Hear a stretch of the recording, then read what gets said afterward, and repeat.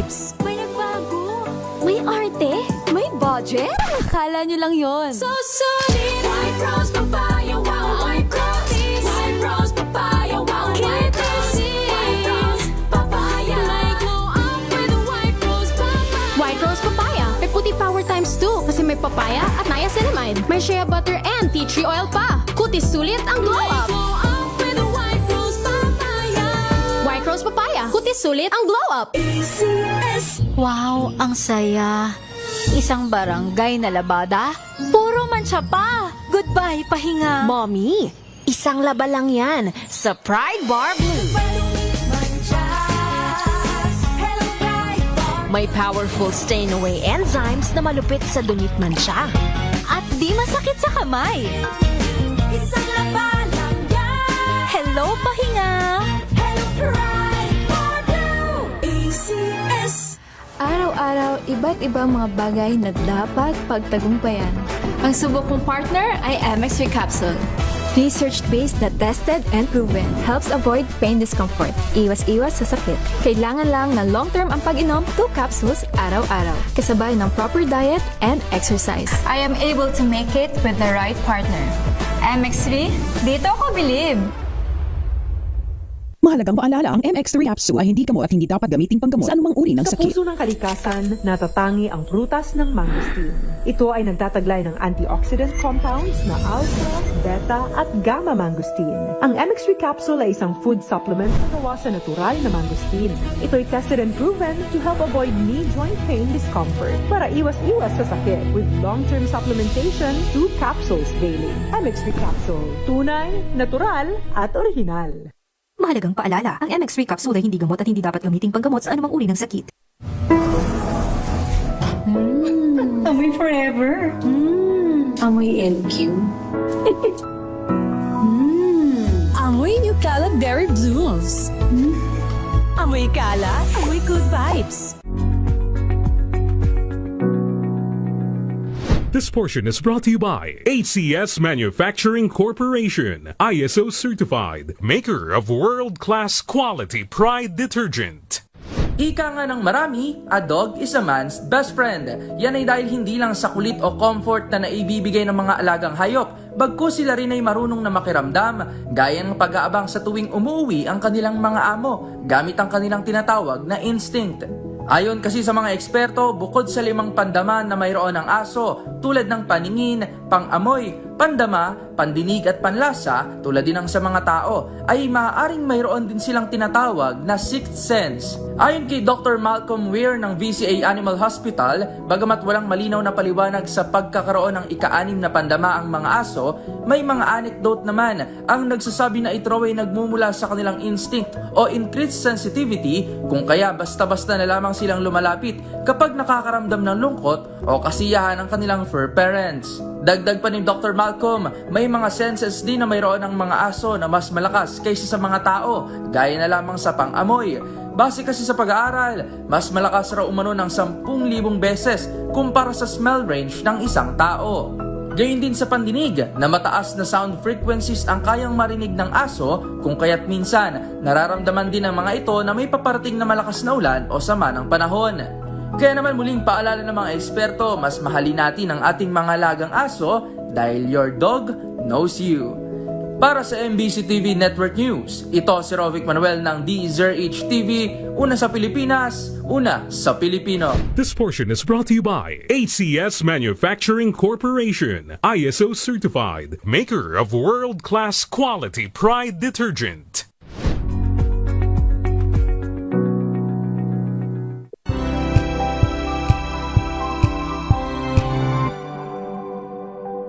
Curious ka ba sa maraming bagay? Kami na ang bahala dyan. Aalamin, tutuklasin at ibigyang linaw namin ang mga katanungang bumabagabag sa inyong isipan. Sa programa kung saan ang bawat sagot ay galing lamang sa mga eksperto. Ang Expert's Opinion, tuwing linggo 3:00 ng hapon, dito lang sa DZRH TV.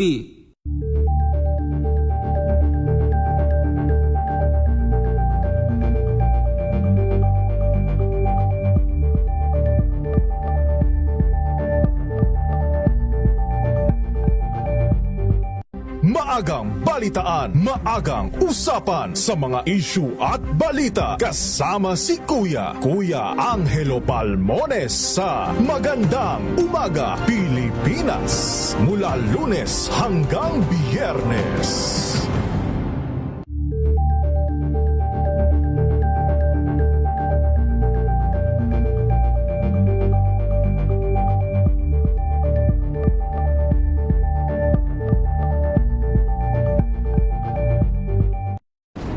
Kung good vibes ang hanap mo, dito ka na sa sigurado! Mula sa mga istoryang nagbibigay ng inspirasyon hanggang sa mga kwentong may dalang solusyon. Mga balitang pampagaan, pakiramdam at pampaganda ng araw. Hindi lang ba sa good news, kundi the better news. Mula Lunes hanggang Biyernes, 1:00 ng tanghali sa DZRH TV.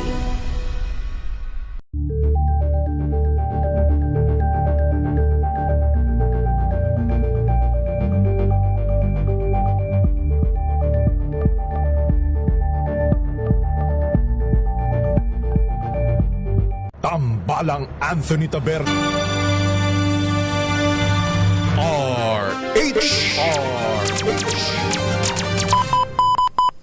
Pilipinas ang ating oras, 10:21 ng umaga.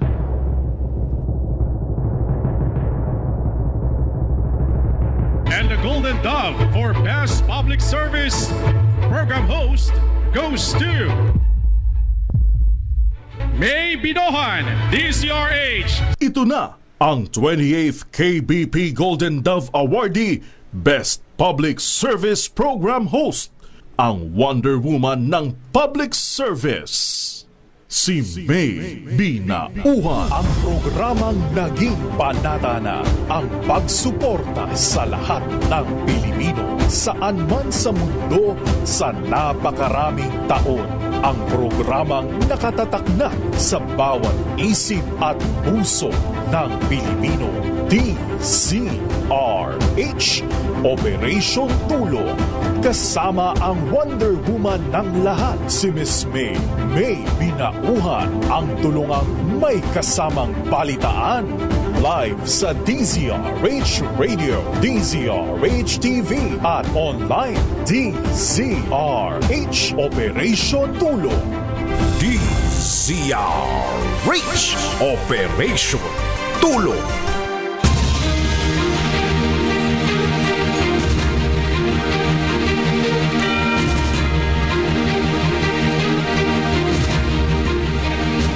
Good morning!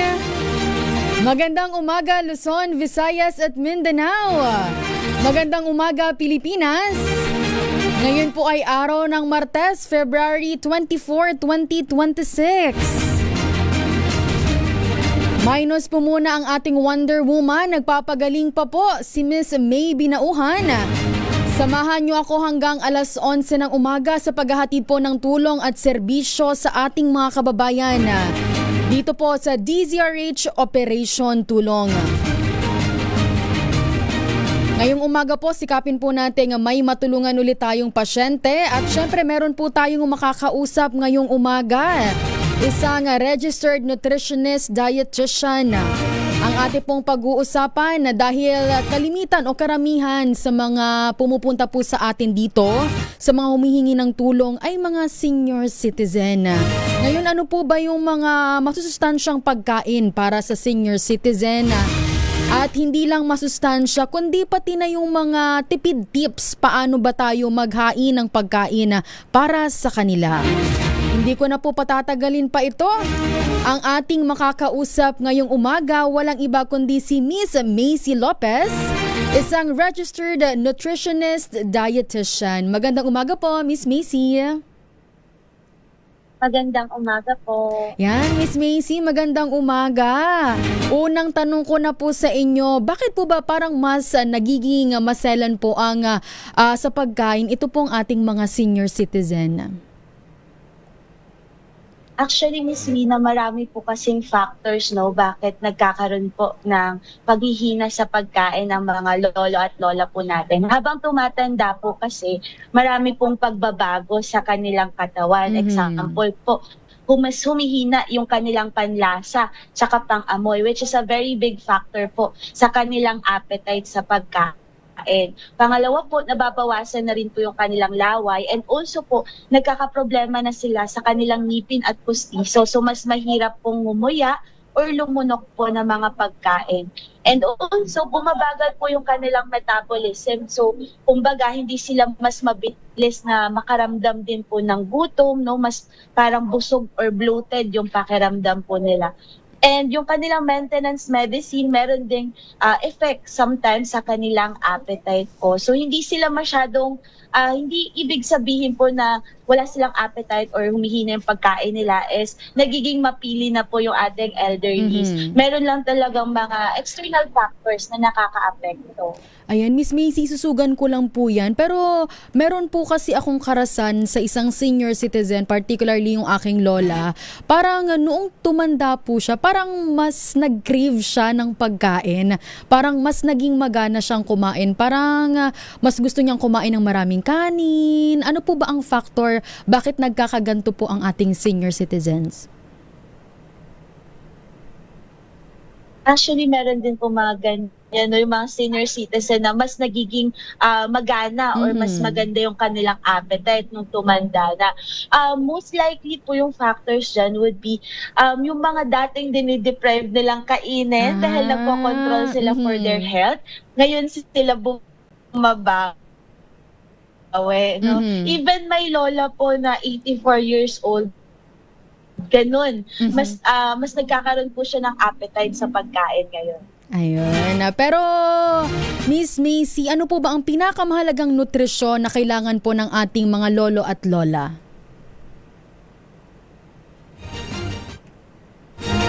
Go ahead, Miss Macy.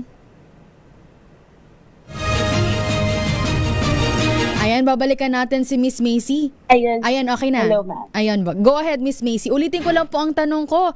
Ano po ba ang pinakamahalagang nutrisyon po na kailangan po ng ating mga lolo at lola?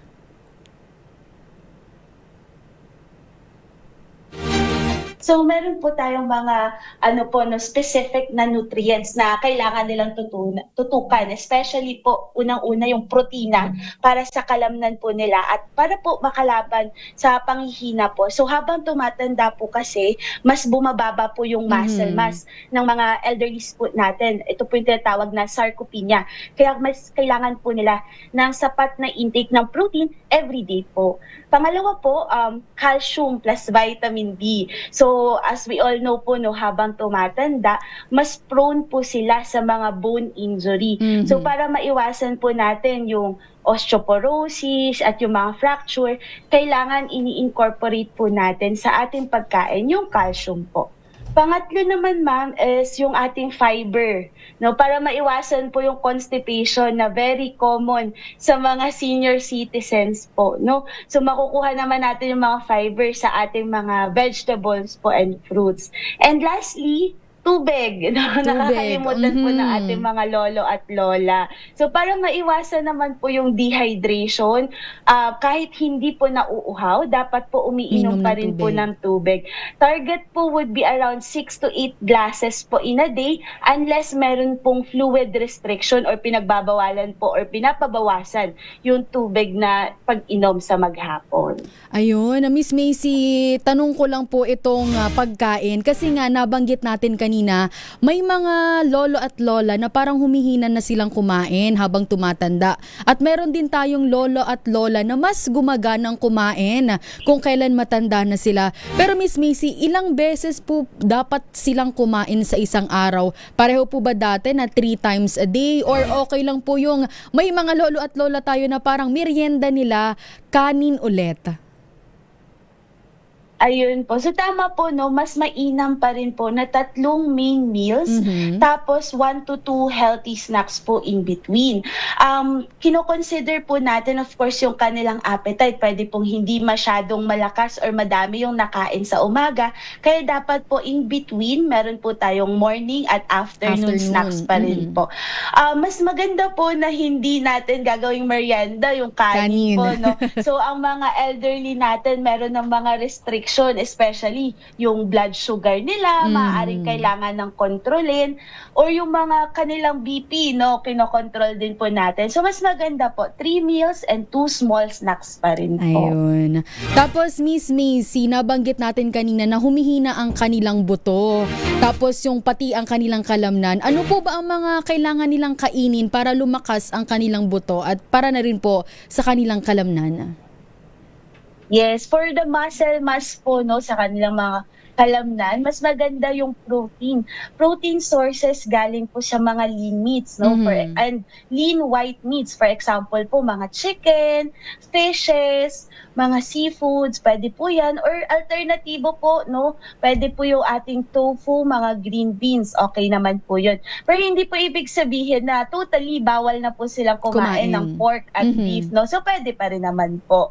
Para naman po sa calcium sources nila, maigi po na meron paling regular source ng gatas or mga cheeses, no, yogurt. So hindi porket matanda na tayo is hindi na kailangan ng calcium. Bagkus mas kailangan pa nga po para mas mapalakas po yung kanilang mga buto. Yung pork and beef ba, Miss Macy, ilang beses pwedeng kumain sa isang linggo? Kasi merong iba na gusto parang everyday na ganon. Tapos yung iba naman iniisip ng kanilang mga kasama sa buhay na, o sige, pakainin na natin yan, okay na yan, ganyan. Ilang beses po talaga ba dapat? Sa isang linggo naman, no, okay lang naman po kung alternate. So for example, sa umaga ay isda, tanghali chicken, gabi pork, okay lang naman po yun. As long as hindi po siya magkakasunod. Hindi siya monotonous, kumbaga puro pork na from breakfast, lunch, and dinner. Pwede po siya 2 to 3 times a week naman po. Sa ating mga beans naman po, as long as wala po tayong restriction sa ating purine intake, kung saan mataas po yung ibang uric acid ng ating mga elderlies, okay lang naman po, no, 1 to 2 times in a week naman po. Ayun. Ito, Miss Macy, meron po kaming pasyente, meron pong lumapit ngayon sa Operation Tulong. Ito po si Tatay Gregorio Piñol Sr., 92 years old na po si Tatay. Ang kanyang diagnosis po or case ay meron po siyang chronic kidney disease stage 4 at meron din po siyang hypertension. Nasa kabilang linya po ang kanyang anak, si Tatay Gregorio Piñol Jr. Magandang umaga po, Tatay Gregorio. Hello ma'am, good morning. Opo, good morning po. Kausap po natin. Yan, opo, good morning po. Kausap po natin ngayon si Miss Macy Lopez, isang registered nutritionist dietitian. Pwede po nating itanong sa kanya, ano po ba ang mga pwedeng kainin ni tatay, lalo na meron po siyang kidney disease at meron din po siyang hypertension. Hello. Opo, sige po Miss Macy, ano po ba ang mga pwede pong kainin ni tatay pag ganito po ang kanyang kaso? Ayun po, so meron na pong comorbidity po, no, may hypertension plus may chronic kidney disease po si tatay. So unang-una po, no, mas maigi or mas maganda po na i-control ang ating sodium intake. So hindi po dapat labis-labis yung maalat sa kanyang pagkain para maiwasan po ang pagtaas ng kanyang blood pressure. And kapag po kasi kinokontrol natin yung sodium sa pagkain po, no, mas nakatutulungan natin yung kidney na hindi siya mapagod na i-process po ito. Usually, depende pa rin po ito sa specific po na blood test results po ni tatay, pero ang target usually lang is 1,500 to 2,000 milligrams of sodium per day. Pero depende pa rin po yan sa prescribe sa inyo po ni nephrologist po. Iwasan po natin yung mga pagkain na sobrang alat, gaya po ng tuyo, saing, tinapa, mga instant noodles, yung ating mga canned goods, napakaalat po niyan, or mga processed meats. Instead, mas piliin po natin yung mga fresh na sources ng protina, gaya po ng isda, no? Chicken, okay din naman po. And yung mga lutong bahay para mas natatansya or natitimpla po ninyo according lang sa pangangailangan po ni tatay. Pwede rin po kayo magdagdag na mga pampalasa, no? Kung hindi tayo makakagamit ng asin or mga highly sodium na mga sauces, pwede po yung mga bawang, mga herbs and spices, sibuyas, or paminta. Ayun, Miss Macy, alam niyo po ba, siguro meron po sa atin na parang pag iniisip nila yung salitang nutritionist, dietitian, mahal ang iniisip nila pagdating sa pagkain. Ngayon po, ang tanong ko po, Miss Macy, ano po ba yung mga budget-friendly pong pagkain para sa mga taong o sa ating mga nanay at tatay na mayroon pong ganitong karamdaman? Yes, so ang nutrition naman po, no, hindi po natin kailangan na gumastos ng napakamahal. So kung ano po yung readily available sa ating community or sa bahay, pwede po natin ito. So for example, sa bahay po, nagluto na po tayo ng potahe. For example po ay nilaga, no, na baboy. So, imo-modify lang po natin according sa pangangailangan po ni tatay. So, instead na sobrang malasa or madami pong salt na ilalagay, pwede po nating bawasan, imo-modify lang po. Although, pwede po siyang sabihin ni tatay or ng ating lolo at lola, medyo bland, no? Pwede po natin i-explain na kung bakit hindi masyadong malasa. Is of course, kino-consider natin yung health or medical condition po ni tatay.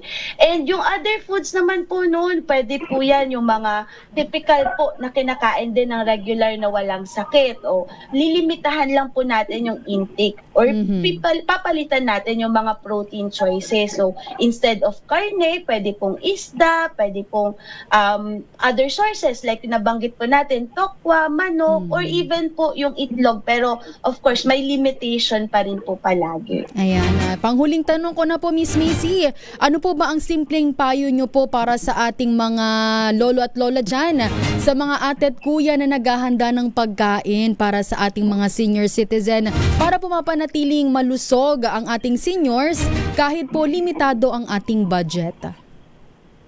Yes po. So para sa senior citizen natin and also sa kanilang mga caregiver o yung nagluluto po mismo ng kanilang pagkain, wag po nating masyadong i-restrict yung kinakain po ng ating elderlies. Okay lang naman po from time to time na regular pa rin po yung kanilang pagkain. Pwede po natin i-modify according po sa kanilang pangangailangan. For example po, kung nahihirapan na po si lolo at si lola sa pagnguya, pwede po natin gawing mechanically soft, no, putol-putulin or gagayatin po sa maliliit na bite-sized pieces.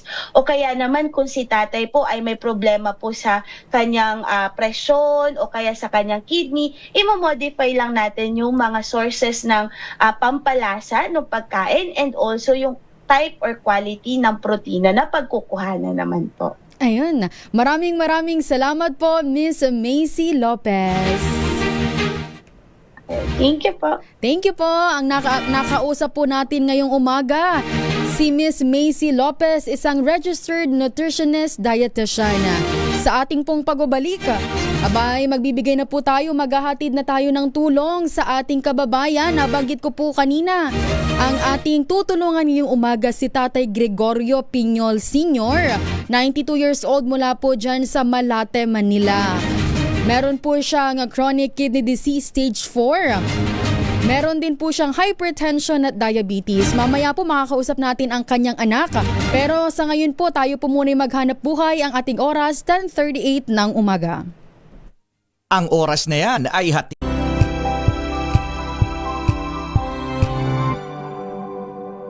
May nagbago, may arte, may budget.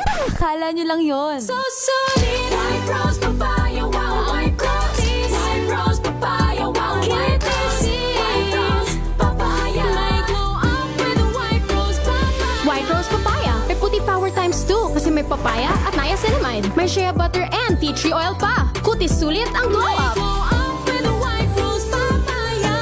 White Rose Papaya. Kutis sulit ang glow up. ACS. Amoy forever. Amoy LQ. Amoy New Caleb Berry Blooms. Amoy kala, amoy good vibes. Jiggy Manikad po. Bilang isang broadcaster, mahalaga sa akin ang tamang impormasyon. Sa lahat ng bagay, kahit sa food supplement, mapanuri ako. Kaya dito ako sa subok ng MX3 capsule. Ito'y may alpha, beta at gamma mangosteen. Para sa akin, sigurado ako sa MX3 capsule. Dito ako believe. Mahalagang paalala, ang MX3 capsule ay hindi gamot at hindi dapat gamiting panggamot sa anumang uri ng sakit. Hello, Washi! Laundry day na naman! Yay! Anong meron? Mancha ng chocolate, putik, may libag pa! Kaya natin yan! With Pride Washing Machine Detergent, may triple stain-away formula. Tanggalang makapit, madikit, at malupit na dumit mancha. Kaya easy-easy ang labada. Mula noon hanggang ngayon! All you need is pride. All you need is pride. ACS NBC Milliones. NBC Million. Mamimigay na naman kami dito sa MBC ng 1 million pesos! Sa isang malinis na papel, ilagay ang iyong name, age, address, phone number at pirmahan. Ipasok sa loob ng isang white legal-sized envelope. Kalakip ang alinman sa mga required proof of purchase o POP. At sa labas ng envelope, ilagay ang NBC Milliones 2026, ang POP na ginamit at ang MBC station na iyong sasalihan. Ihulog ang iyong entry sa mga drop boxes na matatagpuan sa MBC station sa inyong lugar. DZRH, Love Radio, Yes FM, Easy Rock, Aksyon Radio. Pagkakataon na manalo ng hanggang 1 million pesos sa Grand Draw at libo-libo pa in cash prizes sa 10 weekly draws sa mga MBC stations nationwide. Dito sa MBC Milliones 2026. Sali na! MBC Milliones is brought to you by Pride Detergent, Smart Dishwashing, Shield Bath Soap, Unique Toothpaste, White Rose, Charm Fabcon, Star Wax Floor Wax, San Miguel Pale Pilsen. See posters or visit our Facebook page for more details. Promo period is from January 10 to March 27, 2026. DTI Fairtrade Permit number FTEB 244864, Series of 2025. Drink responsibly. Amoy forever. Amoy LQ. Amoy New Caleb Berry Blooms. Amoy kala, amoy good vibes.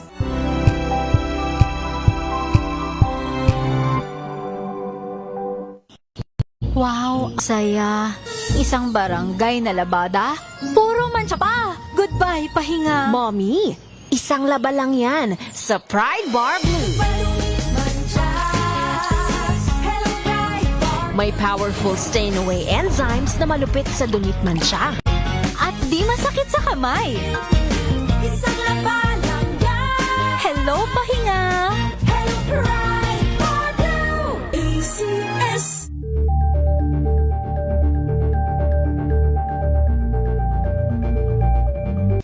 Maulan man, no worries na amoy kulog ang damit. Charm Fabcon, bangong pumakabloom. Tanggal amoy kulog sa bango ng charm. Kaya gamit ko, Charm Fabcon with Bloom Fresh technology. Kills 99.9% of kulob-causing bacteria. May aroma burst pa of thousands of flowers and berries. Ang sampay sa loob, no amoy kulob. Bangong pumakabloom sa charm. Charm Fabcon. ACS.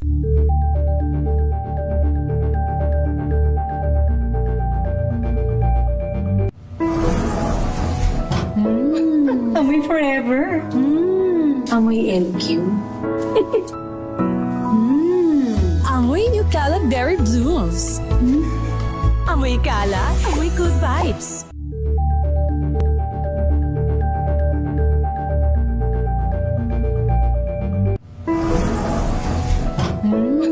Amoy forever. Amoy LQ. Amoy New Caleb Berry Blooms. Amoy kala, amoy good vibes.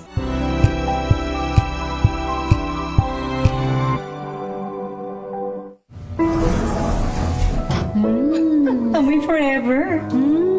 Amoy LQ.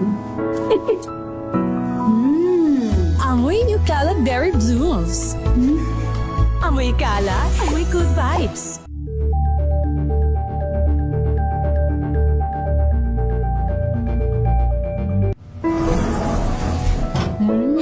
Amoy forever.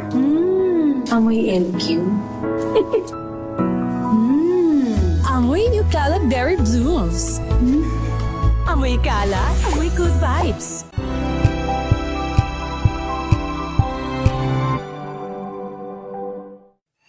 Mga balitang gigising sa inyong umaga. Mga balitang kailangan mong malaman. Mapapakinggan sa ACS Balita sa 2x2.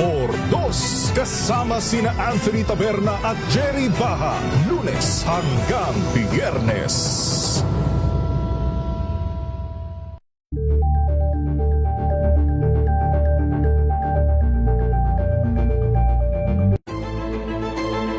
Pakikinggan ang bawat panig. When you fight for justice, think about the queer people. Kung hindi kami magkukwento, sino ang magkukwento para sa amin? Ang mga panawagan, ipababatid. Hindi talaga ito masusing pinag-aralan ng gobyerno. The women who are beaten and abused. It's time to listen to their voices. Hayan ang iba't ibang boses, mga kwento mula sa iba't ibang anggulo. Dito lang sa Point of View. Mapapanood tuwing linggo, alas 12 ng tanghali sa DZRH TV.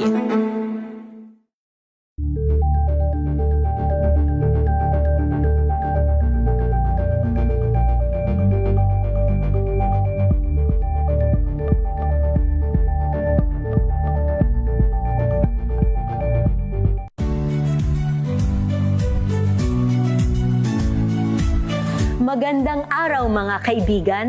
Ito po ang inyong balerina ng bayan, si Lisa Makuhay Lizalde, na nag-aanyaya sa inyong samahan kami at ang aming mga espesyal na panauhin para sa kalahating oras ng masayang kwentuhan sa aming programang Art to Art, kung saan ang usapang sining at kultura ay para sa lahat.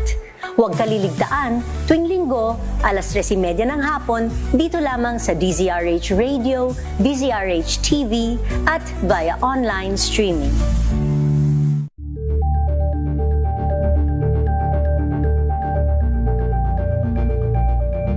Alamin ang mga maiinit na isyung pambayan, mga balitang kailangan mong malaman, usapin sa pamahalaan, politika, ekonomiya at kabuhayan. Ito ang mga dapat mong malaman, pakialaman at pag-uusapan dahil kayo ang tinig ng mamamayan dito sa Damdaming Bayan. Live sa DZRH Radio, DZRH TV at DZRH Digital. Kasama sina Lakay, Deo Makalma at Elaine Apit. Araw-araw, Lunes hanggang Biyernes. Damdaming Bayan.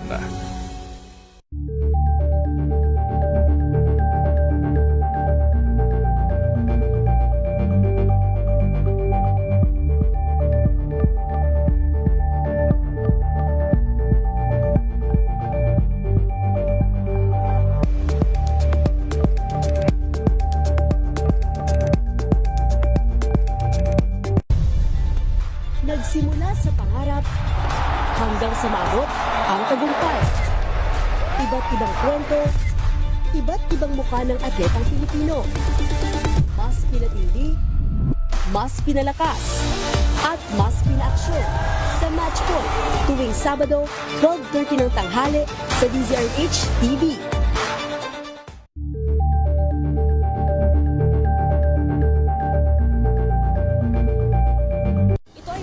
Naitalang 17 individual na ang kanilang naaresto. Metro Manila Development Authority o MMDA ang No Contact Apprehension Policy o NCAP sa Metro Manila. Sa ang ilang mga dokumento ay peke, hindi rin legal ang employment na ipinangako sa kanila. Sa mata ng batas, mananagot ang sangkot at may sala. Dahil sa bawat paglabag, may karampatang parusa. Alamin ang mga pananagutan sa likod ng mga bawal. Dito sa Hoy! Bawal Yan, tuwing Sabado, alas 11:30 ng umaga. Dito lang sa DZRH TV.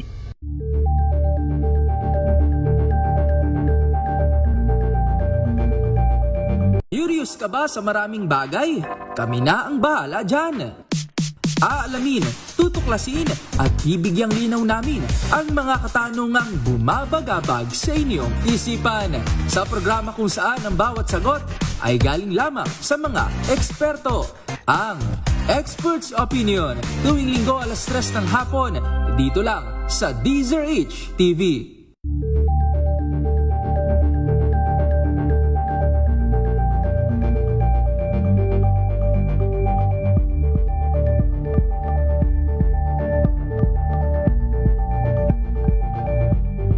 Maagang balitaan, maagang usapan sa mga issue at balita kasama si Kuya RH DZRH Operation Tulong.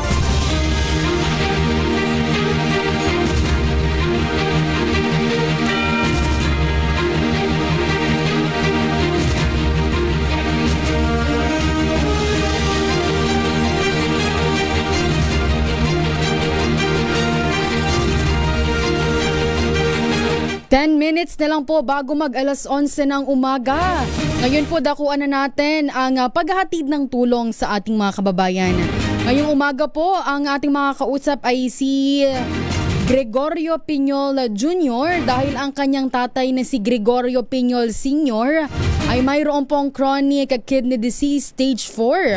Meron din pong diabetes at hypertension. Si Tatay Gregorio Piñol Sr. Wala pong trabaho. Ito po'y 92 years old na. Meron po siyang sakit, nabanggit ko po kanina, at isa po siyang retired kusinero. Maliit lang po ang kanyang pensyon na natatanggap buwan-buwan at hindi sapat para makabili po ng kanyang gamot at mga kailangan sa pang-araw-araw na buhay. Meron pong 4 na anak si tatay at ang tanging nag-aalaga po sa kanya ay ang kanyang anak po na 52 years old. Ngayong umaga po makakausap po natin ang kanyang anak si Tatay Gregorio Piñol Jr. Magandang umaga po, tatay.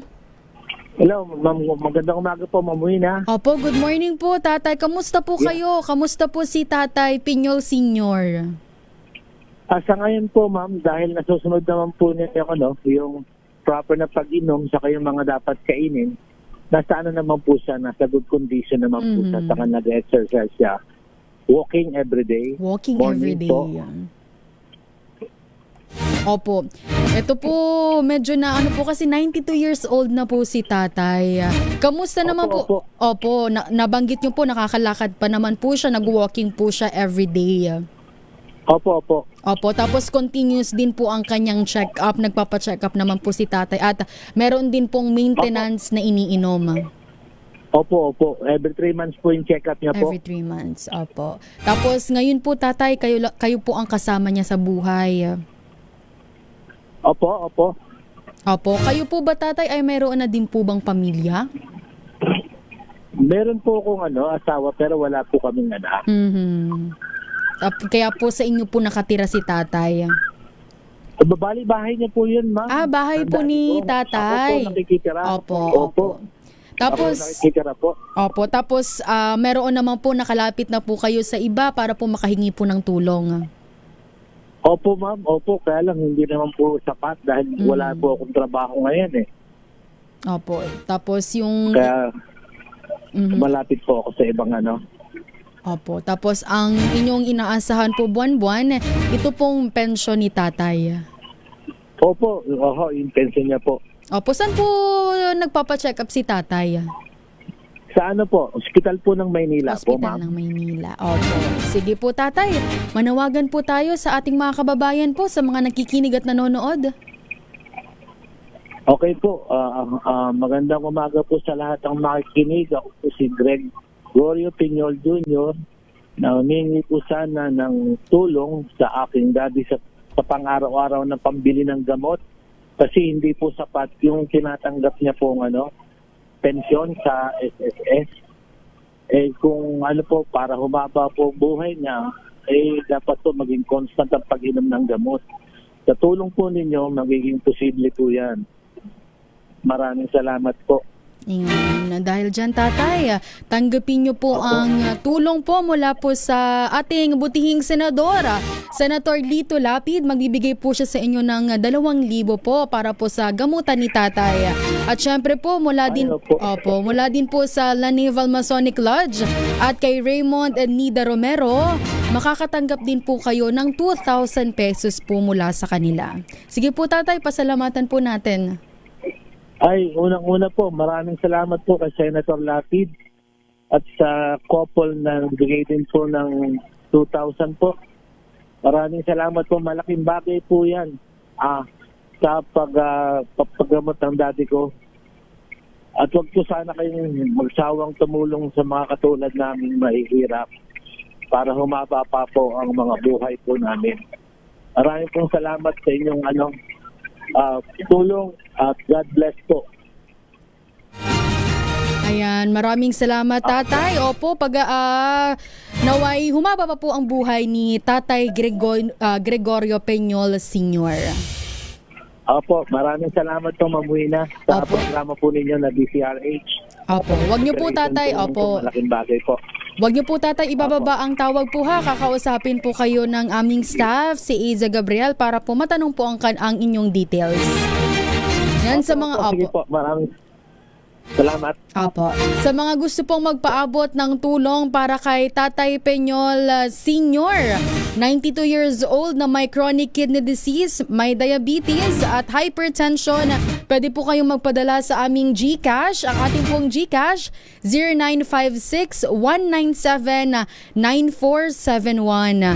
Ulitin ko lang po ang GCash number ng Operation Tulong, 0956-197-9471. Pag nagpapadala po kayo ng GCash ng pera, pwede nyo pong lagyan ng pangalan dyan na ito po ay para kay Tatay Gregorio Peñol Sr. para po malaman po namin kung kanino po ipapadala ang pera. At syempre po, maraming salamat pa rin sa ating mga donor na walang sawang nagbibigay para makatulong sa ating mga pasyente. DCRH Operation Tulong. At ngayon ho, pasadahan muna natin ang ating mga balita dahil ang paghahanda sa Oplan Biyaheng Ayos 2026. Ito ay inilulunsad na po ngayon na papalapit na ang Semana Santa. Ang buong detalye sa report ni RH15, Giselle Ricafort. Giselle? Inilunsad na yung paghahanda para sa Oplan Biyaheng Ayos ngayong taon. Dito sa Parañaque Integrated Terminal Exchange, ngayon napapalapit na yung Semana Santa o Holy Week. Sanibwersa dito yung Department of Justice at Transportation, Philippine Coast Guard, Belkens Pharma Incorporated, Mega Manila Consortium Corporation at Metro Link Bus Corporation. Ayon kay PITX Corporate Communications and Government Relations, Head Jason Salvador, layo ng inisyatibang palakasin yung kakayahan ng mga frontliner natin sa mga transport hub na matukoy at matugunan yung mga kaso ng trafficking in person para sa mas ligtas na sistema ng transportasyon. Nasa 1,000 mga frontliner anya dito sa PITX pa lamang yung target bigyan ng CPR training at iba pang mga safety measure. Pakinggan natin. Puntat, di ba? Siyempre sila rin yung mga first responders natin, hindi lamang sa mga aksidente, hindi lamang sa mga health emergencies, kundi pati sa illegal trafficking. So, napaka-importante na matuto at ma-orient sila sa mga bagay na ito upang sa ganun, tiyakin natin yung kaligtasan, hindi lamang na maglalakbay, kundi yung kaligtasan din ng mga ilalakbay, di ba? Tiyakin natin na tama yung dahilan ng paglalakbay nila. Kasi yun nga, di natin alam, baka na-illegally traffic na sila, di ba? And at the same time, siyempre, pag sila nandito sa terminal o bumabiyahe, maraming pwedeng mangyari, di ba? And gusto natin kahit paano equip yung ating mga first responders na mabilis ang aksyon kung sa ganun ma-prevent yung death, no, or permanent injury sa ating mga. Sabi naman ni Commodore Oliver C. Tanseco, Kritikal yung mga transport terminal bilang depensa laban sa trafficking, kaya mahalaga yung tamang intervention protocol. Bahagi ng pagbubukas ng paghahanda yung sinagawang sagip hands-on CPR training ng Belkens Pharma Incorporated upang mapahusay pa yung emergency response sa transportasyon. Sinabi ni Patrick Laraga ng Pharma na bukod sa mga transport terminal, target din nila yung mga paaralan sa buong Pilipinas kung saan 1 milyon na mga senior high students yung isasalang nila sa sagip CPR training. Pakinggan natin. Our objective was to train 1 million. No? So, this February, meron kaming program na tinatawag na Pintig ng Pilipinas. So, that took us to about 18 schools all over the country. But so far, I think the important thing, as I was saying, is to be able to have collaborations like this because we realize we need a multiplier effect para magkaroon talaga ng malaking impact. Idiniin naman ni Dr. Luis Raymond Go, ang Medical Director ng Belkens Pharma, yung kanilang commitment sa public safety para na rin pangalagaan yung nasa 1 milyon nating kababayan na naglalakbay araw-araw. Mahalagaan niyang mabigyan ng ganitong medical training yung mga driver at konduktor, lalo pa at 2 lamang sa bawat 10 Pilipino yung may alam sa pagpe-perform ng CPR sa ngayon. Pinaka-critical niya yung CPR sa mga inaatake sa puso at kung hindi ito maaagapan, bumabagsak yung kanilang survival rate. 8 sa bawat 10 katao ang inaatake sa puso dito sa Pilipinas. Pakinggan natin ang doktora. We also have a commitment towards public safety, and we began to realize ang transportation system natin, where we actually involves around more than 1 million people traveling every day, that we need to reinforce, instill the so-called preparedness among our law enforcers, our bus drivers, mga conductor, everybody involved in the transport system to make them ready to be there during times of medical emergencies, especially when yung pasyente nagkaroon ng atake sa puso. Ito si Giselle Ricoport para sa DZRH, una sa Pilipinas, una sa Pilipino. Maraming salamat, Giselle Ricafort. Samantala, ngayong umaga po, merong mega job fair. Diyan po sa Caloocan, nandyan po ang ating kasamang CRH23, Edwin Duque. Edwin? Good news ito sa mga walang trabaho dahil binuksan na yung umaga itong mega job fair dito sa lungsod ng Caloocan. Ipinaalala ng Caloocan LGU, sinasamantalahin itong mga tao para doon sa walang mga trabaho sa mga taga-Caloocan na agad na magtungo na ngayon sa gaganaping mega job fair dito sa South Caloocan. Ito dito sa City Hall. Kamakailan ay matagumpay rin na naitaong sa mega job fair sa North Caloocan kung saan ay yung ganito oportunidad ang ilapit ng mga residente ng lungsod. Ay sa puso sa mga interesadong aplikante, ihanda at magdala ng kanilang valid ID resume at magpunta kayo, umpisa na ito, actually, alas 20 kanina, at pagtatapos ito hanggang alas 4 ng hapon mamaya, ito igaganapin din sa 3rd floor ng Bulwagan Katipunan sa Caloocan City Hall. Arestote 3, Advento Kinagulat, sa Pizarro, ito na Pilipinas, ito na sa Pilipino. DZRH Operation Tulong. Sa pamamagitan po niyan, dito na nagtatapos ang ating halos 1 oras na paghahatid ng tulong at serbisyo na may konting balitaan. Siyempre, maraming salamat po sa ating mga nakasama, kay Aiza Gabriel, sa ating classmates, kay Kuya Het at sa Television Tech. Maraming salamat po. At batiin ko na rin ang aking tatay na nanonood, Papa Edwin Hesoro. Hello po! Sa pangalan pa rin po ng ating Wonder Woman, Miss May Binauhan. Ito po si Wina Pearl Hesoro para sa DZRH. Una sa Pilipinas, una sa Pilipino. Ang ating oras, 11:03 ng umaga.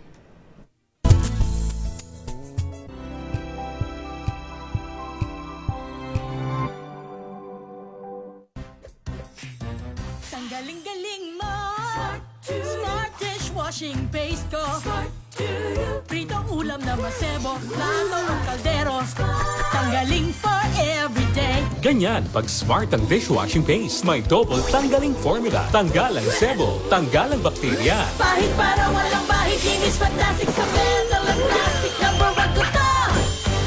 Tanggaling-galing mo, Smart Dishwashing Paste. ACS. May nagbago. May arte. May budget. Kala nyo lang yon. So solid. White Rose Papaya, wow, White Rose. White Rose Papaya, wow, White Rose. White Rose Papaya. May glow up with a White Rose Papaya. White Rose Papaya. May puti power times 2 kasi may papaya at niacinamide. May shea butter and tea tree oil pa. Kutis sulit ang glow up. Glow up with a White Rose Papaya. White Rose Papaya. Kutis sulit ang glow up. ACS. Wow, ang saya. Isang barangay na labada, puro mancha pa. Goodbye, pahinga.